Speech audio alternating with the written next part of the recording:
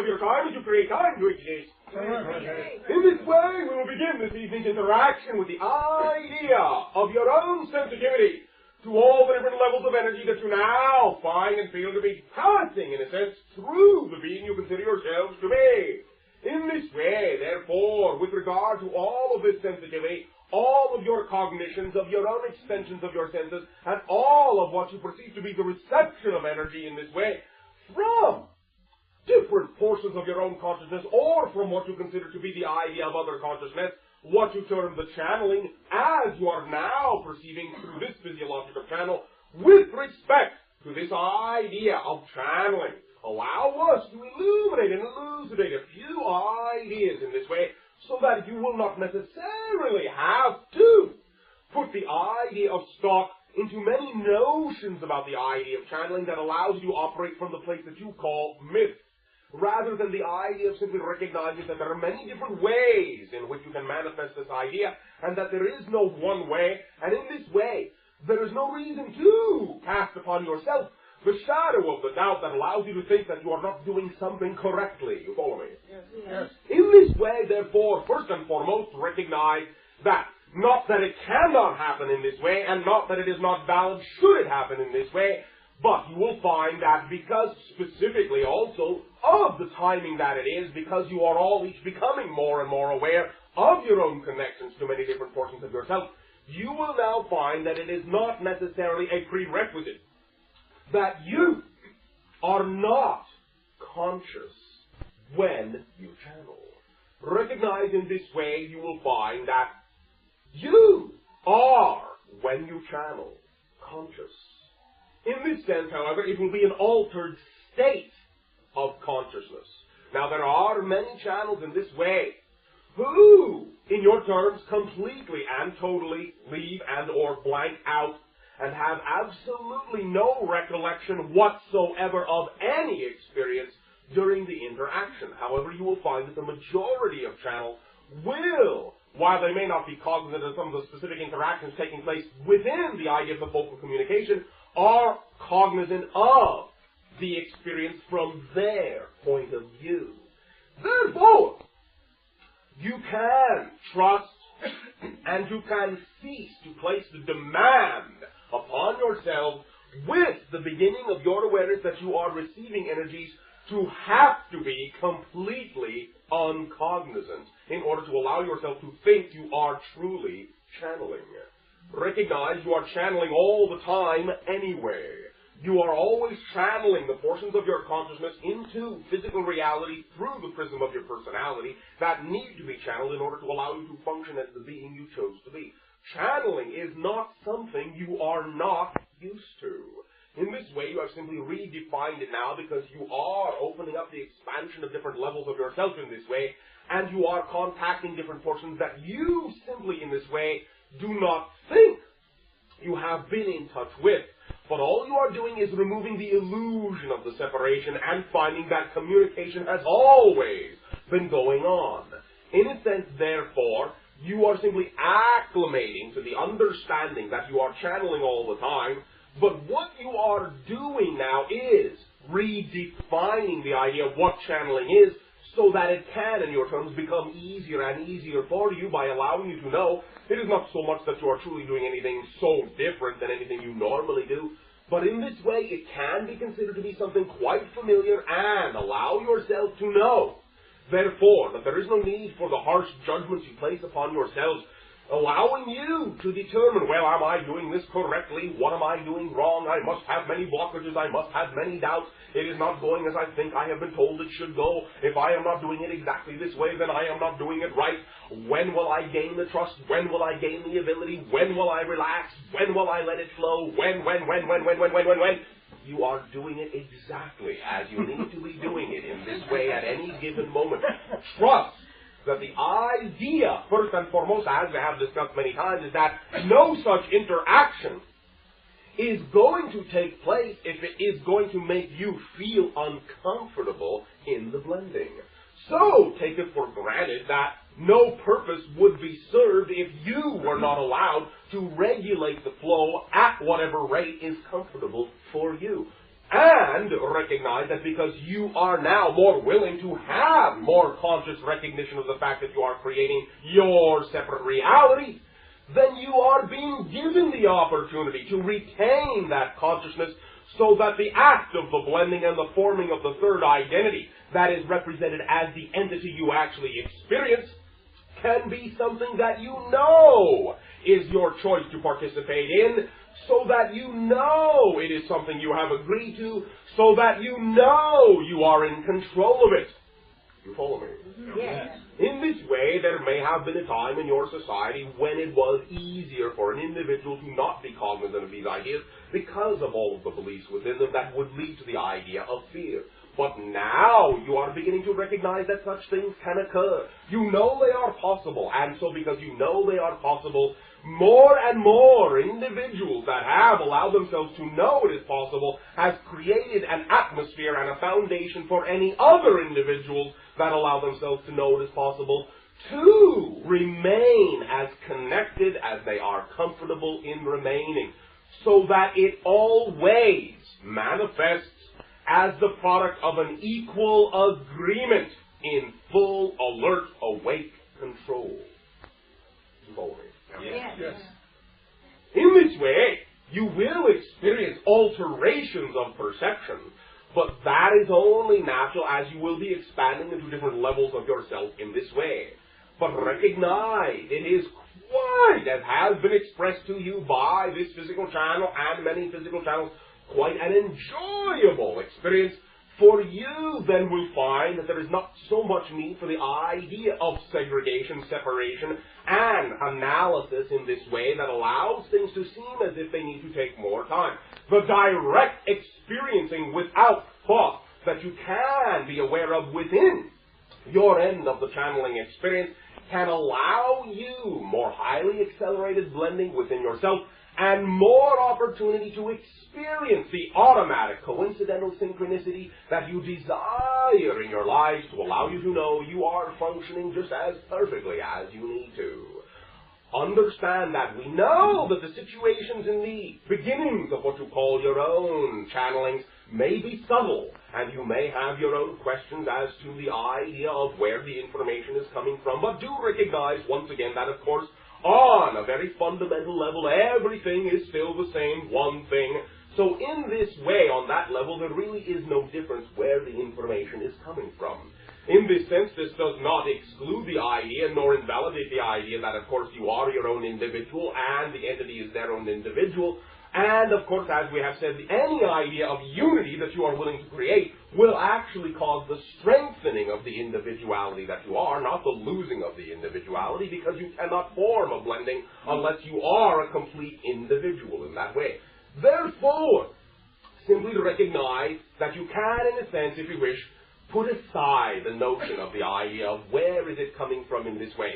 If there is a need for the information to be delivered to be of assistance to you as to the idea of any specifics with regard to the actual focal point of the information, as long as you know that the feeling of the energy in your being is functioning with integrity, and you know that that is the only idea you will attract, then simply trust that whatever is going on in this way is the part of what needs to be going on, and that any labels that are necessary in being there will be there when they need to be there, and they will only be there to allow you to facilitate the idea more easily. So if there are no labels, then you do not need them. Simply proceed in this way, allowing yourself to recognize that it is all part and parcel of the idea of blending anyway, which in a sense is the removal of labeling.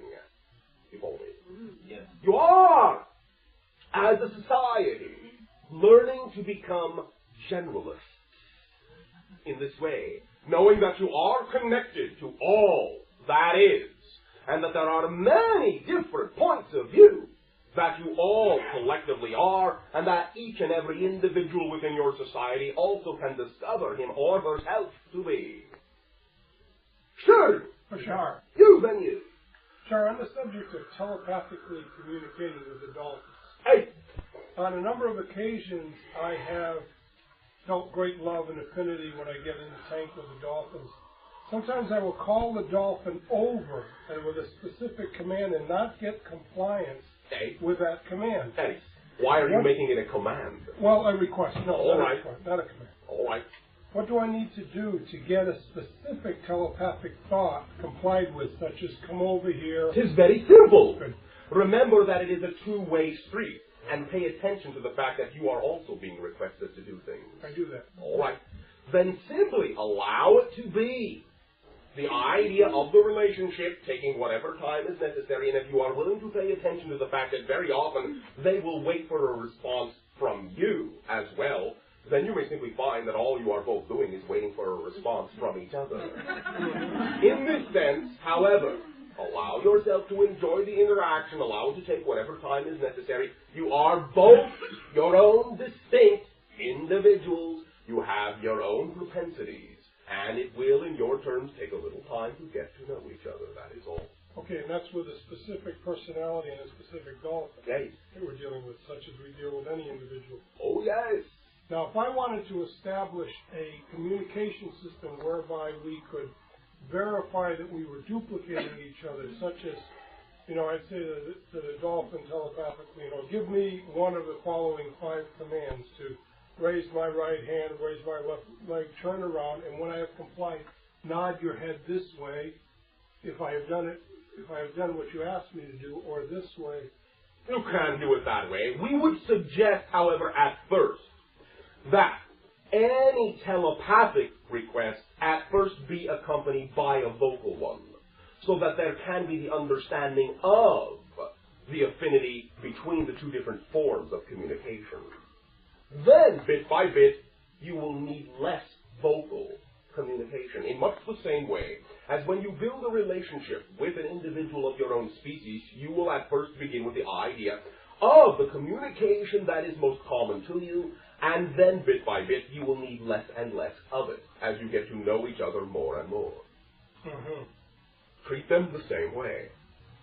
So verbalize it with a simultaneous telepathic communication. Hey. Okay. Then, as you get to know each other, you will begin to know each other's thoughts. Because the affinity and the love will increase. Yes, and because the respect is there. Okay. Thank you. Thank you. Hey. Yes, Bashar. I've got a couple things to share. All right. Before I do, though, the couple of things that I'm going to share, I had intended to share last week, and I found it interesting. I spoke up on several occasions and noticed I'm quite sure you heard me, and noticed that you didn't call on me. All right. And I just trusted that there was a reason for that, that being that the synchronicity was not such that my sharing would be appropriate for the group at that time or something. Fine. Can you share anything with me on that? After you share. Okay. All right. The first thing is, we've been talking about earthquakes and dissipating earthquake energy, through our bodies and so on. Hey. So I have done this on several occasions where I put myself into a relationship with the earth, where I felt that I was sensing the entire earth, and whatever vibrations or energy, tension, whatever it might have, and allowing it to just drain off that energy through my physical form. All right. And it didn't necessarily accompany a feeling of energy flowing from my body. All but right. no heart palpitations or anything like that. But I did have this picture and this emotion that I was doing this and releasing energy. All right. And it seems, what can one guy do? But I trusted that I was actually being very effective in doing this, and it felt very good. Thank you. Can you share a reflection on that? There is nothing to say. Is it significant? Of course. Okay. The other thing is, What isn't? well, I guess I'm still to some degree experiencing the habit of wondering validity. Oh, all right. So I'm kind of exploring that. All right. Thank you. The other thing I wanted to share was a week ago, last Sunday, I was in a kind of a semi-sleep state, but I was more awake. I was actually awake, but just drowsy. Right. And I felt the energy in my body that you and I have discussed before, kind of a tingling and a strong energy vibration that seems to be there, along with a strong oral sensation. Hey. And I was experiencing that, and suddenly I felt another surge of energy that was highly directional. It seemed like it was coming from a direction, and it came in. It was from outside, or seemed like from outside. Of course, I create outside. And then that became, or was added to, it was a circular motion, more of a vortex motion. And I felt myself going up, and the thought, motion, and belief I had was, I'm being taken up into a spacecraft. All right. On an astral level, more of an astral level. And it didn't go much further than that. It didn't generate fear. It just was like, oh, this is testing the water. Yes. What we call identification. With? Their energy, your energy. Oh, okay. Forming congruency in the two patterns. Okay. Identifying. Seeing how many components are similar within the two ideas. Can you share with me who that might have been? No. Okay, I presume that this will come to me as it occurs. It was really quite exciting, because I knew that it was a deliberate thing, and it was kind of a testing each other out, and I felt more I was going along for the ride rather than, I knew that I was co-creating it. However, I was creating willingness to be taken, and just getting my feet wet. All right. It was a lot of fun. Thank you. Is there anything else you can share with me on that? We will see as the evening proceeds, for there may be synchronicity that will tie in nicely from other individuals. Great, thank you. Bashar? You, then you. Hello. There's something that I've wondered about for a while now. Speak up! Oh, okay. Something that I've wondered about for a while, and it has to do with the fact that now we're becoming aware that we create our own reality. Okay. And so we're learning a lot from the way we behave and how our environment reacts, or how we're creating it. Right. Now, in the past, in our historical past, when we were not aware of that, and we believed that everything was act of God or something like that, I assume at that time we were also creating that. Of course. Okay. So, but what's the purpose if you don't know what's going on? Now, we have discussed this many times. Well, you have chosen to experience limitation in this reality. For tens of thousands of years, you have been experimenting with and exploring the idea of limitation. Now, how can you explore limitation unless you are, in this way, able to limit yourself and allow yourself to forget you are creating your reality? Right, but at the same time, unless... I guess there's something that I have not quite integrated into my understanding. I think you are thinking there is more to it than there is. It is simply that simple. You chose to forget so you could play the game of limitation. You cannot play the game of limitation if you know you are an unlimited being and are creating your reality. I understand that. So the only learning that occurs at that time is after you've died. Is that correct? Oh, it can occur within the physiological life. 'Tis up to you. The revelations can come at any point. That's true. It simply has been the usual pattern, let us say, within the idea of your history to wait until after the idea of death. Oh, okay. Now you are blending the non-physical and physical realities together, so you don't have to wait. Cognition can come at any point. It seems to me that this type of learning that's occurring now, well, I was going to say is more valuable. It is representative of the times, that is all. I have another question. All right. I would like to, it's a question, partly. A few weeks ago, I was involved in work and writing, and the kind of writing that I did, a lot of time it helps to do figures and drawings, and I'm not at all good at that. If you say so. Well, I don't like to do it. I don't think pictorially, really. All right. Anyway, one night I had a dream in which first I felt an entity take my arm and draw figures. And then it was for the stuff I was writing. And then gradually that entity became physical in my dreams. I started becoming aware of him as a man. And I asked him what his name was, and he said, well, you can call me Egbert. Now, I've never heard that name before. Well, I've heard the name before, but it doesn't mean anything to me. Later on in the dream, another entity came, another being, who seemed to be Egbert's father, and I asked him, what is his name? And he said, he told me that his name was Egbert, but I don't believe it. And the father said, well, you have known him as Egbert in many lifetimes. And I was wondering if you could tell me anything about that. All we can say for now is that you are being assisted by what you call guides to be in touch with certain other portions of yourself that will allow you to know you have capabilities far beyond what you think are your limitations, so that you are being helped to remember. Okay. Is that Egbert person, is that part of me, or is that a separate entity that I've known? Let us say, in a sense, both, and or perhaps a part of you, and yet at the same time what you perceive to be the father may be representative of something else. Uh-huh. Okay, thank you very much. Different levels of another idea, but they are connected deeply within you. They are simply now re-emerging as they are needed. Great, thank you very much. There may be more.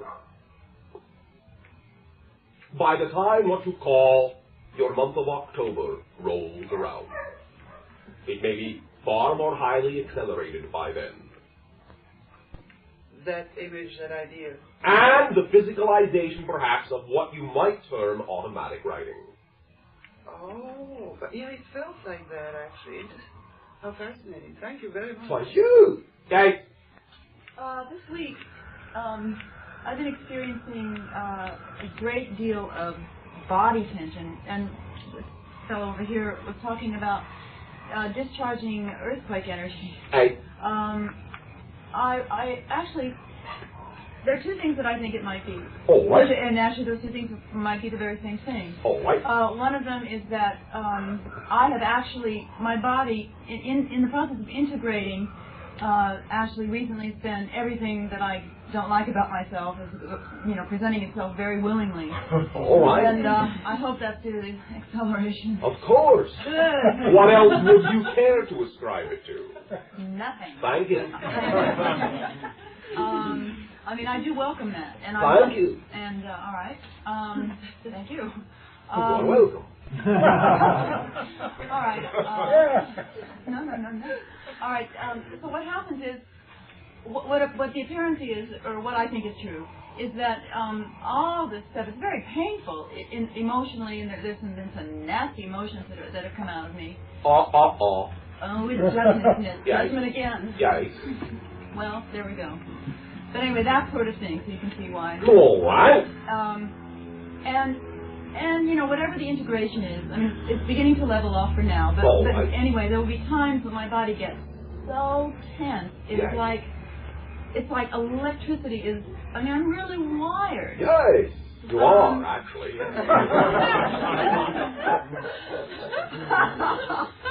Okay. Oh, I'm getting angry from you.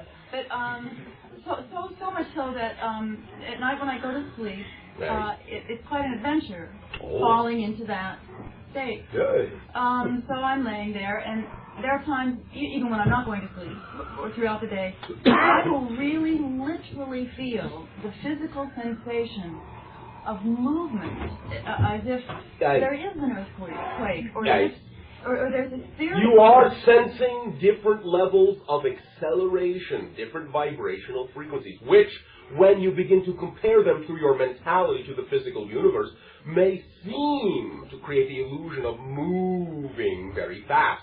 When you make that comparison, it may seem as if you are feeling actual movement within you, and all you are actually doing is sensing the idea of a higher vibratory frequency of your own beingness and putting into physiological translation the idea.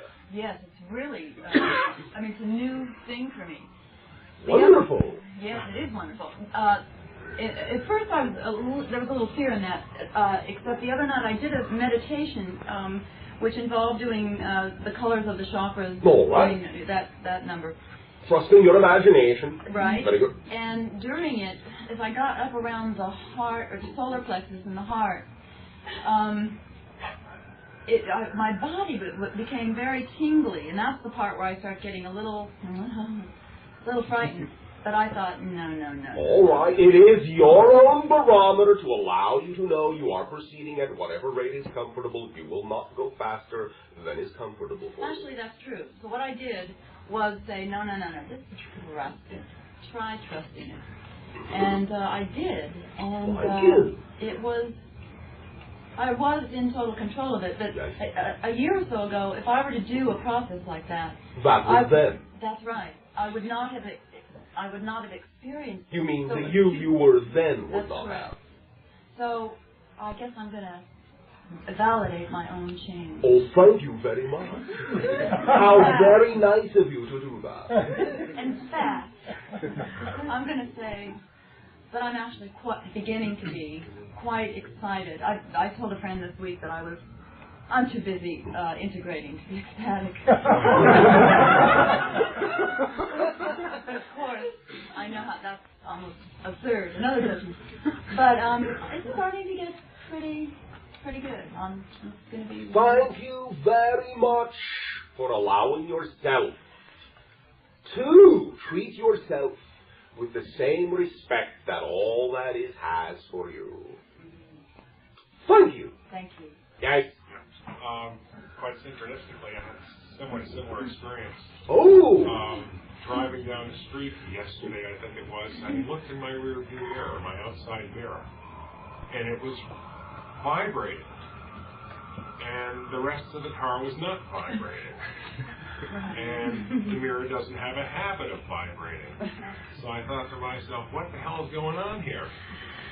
And everything was kind of blurry through that mirror. And I looked at it, and my realization for myself was that, no, the mirror wasn't vibrating. I was. That's where my attention was. My frequency was slightly off on that bit of attention from the agreements in the physical universe.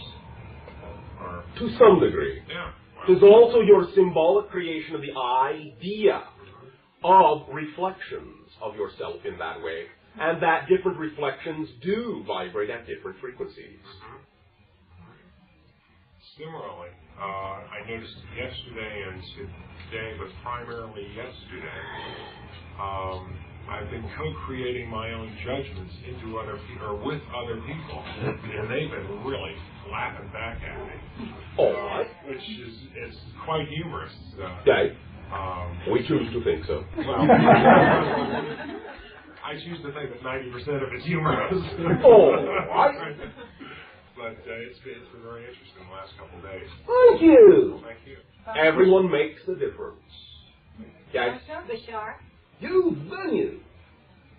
I have a question about whether I should go to a doctor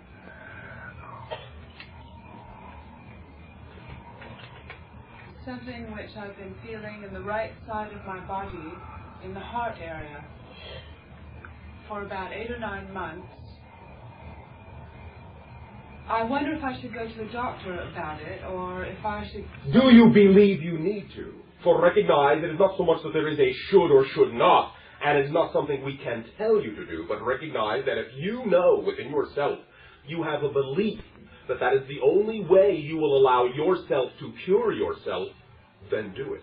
But recognize if you are exploring the idea that you know that no matter who you go to, if anyone, it is only a symbolic reflection of your belief system and that you are the one that does the curing anyway, then perhaps you are ready to explore the understanding that you create these ideas and you can, in a sense, create something else. Therefore, depending upon your degree of willingness to explore this idea, that will determine in this way what belief systems you have and what the natural action can be based upon that belief. Now, in what way have you been experiencing this idea? When I experienced an opening in meditation, I also experienced, it was like my heart opening on some level. On the physical level, I started experiencing a tremendous amount of pain in my right side, which I tried to work with in meditation and breathing and feeling and opening for about 6 months. All right. May I ask you a question at this point? Uh-huh. What do you believe about the idea of polarities? What do you believe about the idea of how you think your brain functions? I believe I'm a feeling creature. Polarities. What do you believe about polarities? What are they, and how do you believe they manifest within your body? Define a polarity. A polarity is a balance, opposites. All right, opposites. Now, in this way,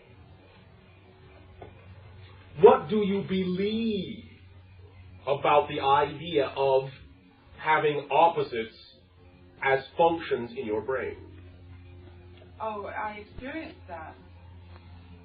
What do you experience? Opposites. In what way? Well, I experienced formlessness and space and bliss, and I experienced pain and contraction, and those seem to be opposites. All right. Do you assign these different polarities to specific portions of your brain? No. Do you even divide the idea of your brain into a left and a right hemisphere? I suppose experientially I have a feeling of when I'm in either side, intuitive or linear. All right. In other words, then, what you are saying is that you think that your brain has a linear and an intuitive side. In a feeling, experiential way, I would say yeah, and intellectually that follows, that I do believe that. All right. Can you understand that your brain is one thing, and that both sides, so to speak, can provide functions of either polarity? I never thought of that. Think about it now. See how it feels. How does it feel? Either side can produce functions of either polarity. In other words, the quote-unquote left side of your brain is not fundamentally restricted to the idea of linear analysis, and the right side of your brain is not restricted to the idea of free-form integration. You follow me? There can be blendings that are quite often blendings of the ideas as you allow your brain to function as a unit in this way. Now, how do I do that? Oh, you do it all the time. Well, okay. I'm sorry. You must be sorry. Lost track. All right. I began asking if I should go to the doctor. We are getting there. Okay. In this way, what we are exemplifying to you is that our first perception about your physiological reaction is that you are assigning different ideas to different portions of your being. And thus, in a sense, you are restricting the flow of energy through another portion that you think belongs only in a specific portion. Yet it is quite natural for that portion of your body to let that energy through, but you are constricting the flow with your beliefs. So you are feeling the pain of the energy attempting to go through restricted channels because you are not giving credence to the idea that your bodily area in that sense can allow that energy in, because you do not think that type of energy operates in that section of your being. Therefore, all the energy you are now opening up to, all the energy you have had access to because of your willingness to blend and integrate with your meditation has now allowed more energy to course through you. But what you are being given the opportunity to understand is that now that you have allowed that energy in, it is now showing you that you have beliefs within you that are still there as a remnant habitual structural way of thinking that says that now that this energy is there, it is flowing through channels in some senses that you know are open, but it is also flowing through channels that in some senses you believe are not as open as others to that type of energy. So you are feeling the pain in that way of the energy attempting to force itself through that particular system. Do understand that all pain, emotional, mental, spiritual, and physical, is all the result of judgment of a portion of yourself. A separation of a portion of yourself from the rest of all that you are.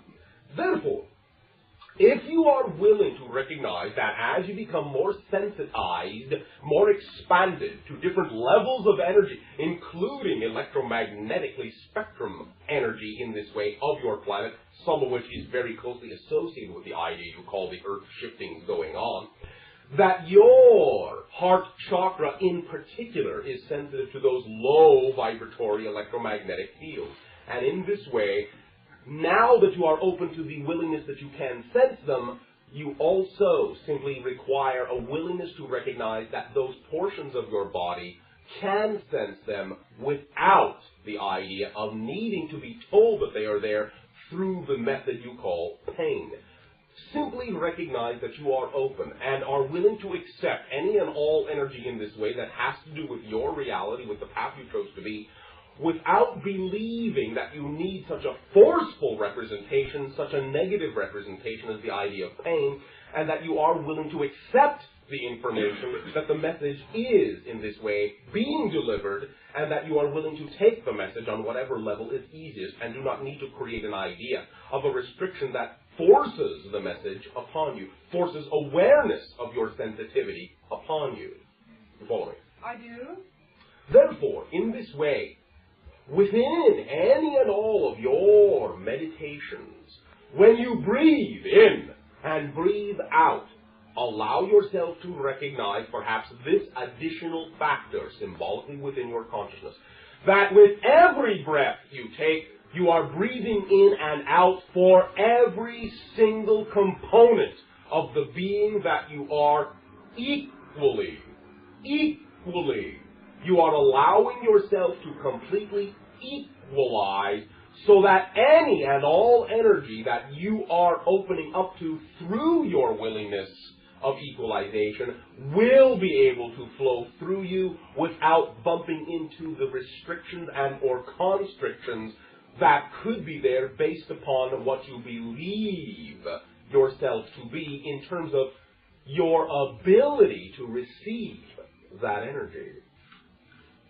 You follow me? Take 3 deep breaths right now.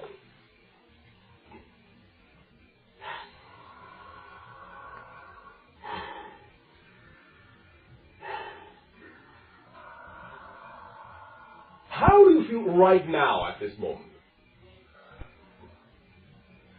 Describe anything that is there, positive and or negative. I feel a kind of tingling. All right. I still feel the sense of this knot. That is all right. And I feel that I've been pretty much in touch with what you've said, and I've been attempting to do that on my own for about 6 or 7 months. All right. And now, do you understand the idea of what you usually refer to in your society as your auric electromagnetic field? Can you now visualize the idea as a blue energy? Can you allow yourself to feel surrounded by a sphere of this energy?